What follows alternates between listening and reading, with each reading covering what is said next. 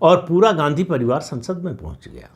सोनिया गांधी, राहुल गांधी, प्रियंका वाड्रा, तीनों के तीनों संसद में हैं और प्रधानमंत्री उसका जिक्र कर चुके हैं अपने भाषण में। राष्ट्रपति के अभिभाषण पर धन्यवाद प्रस्ताव पर जवाब देते हुए उन्होंने कहा कि आपको याद है कि कभी भारत के संसदीय इतिहास में ऐसा हुआ हो कि एक ही कालखंड में, यानी एक ही समय पर, किसी आदिवासी परिवार के 3 सदस्य संसद में हों या किसी दलित परिवार के 3 सदस्य संसद में हों, लेकिन एक परिवार के हैं।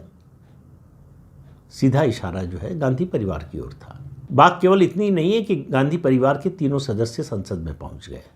पहले ऊपर से गिर रही थी कांग्रेस, यानी लोकसभा चुनाव में, राष्ट्रीय चुनाव में, फिर मध्य से गिरना शुरू हुई यानी विधानसभा चुनाव में, अब नीचे से भी और नीचे जा रही है।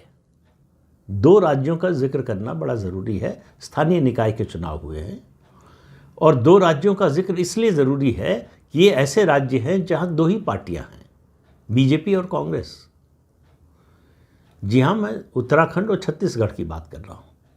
उत्तराखंड में जो हुआ उससे ज़्यादा बुरा हाल कांग्रेस का छत्तीसगढ़ में हुआ। उत्तराखंड में तो कम से कम ये कांग्रेस बहाना बना सकती है कि बीजेपी पहले से सत्ता में थी।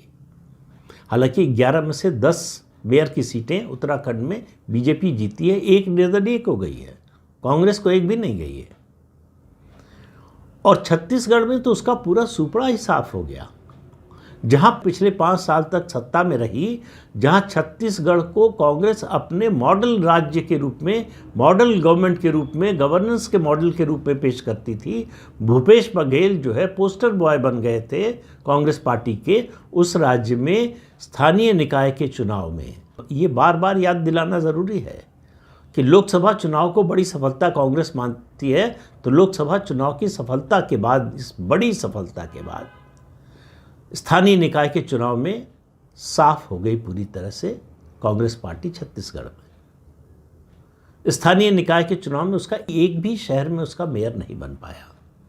इन 2 राज्यों का महत्व इसलिए है कि यहाँ 2 ही पार्टियां हैं और कांग्रेस का संगठन भी इन दोनों राज्यों में मजबूत है। हालांकि उत्तराखंड में लगातार जर्जर होता जा रहा है और अगले चुनाव तक कांग्रेस के संगठन का कोई वजूद बचेगा भी कि नहीं, कहना मुश्किल है।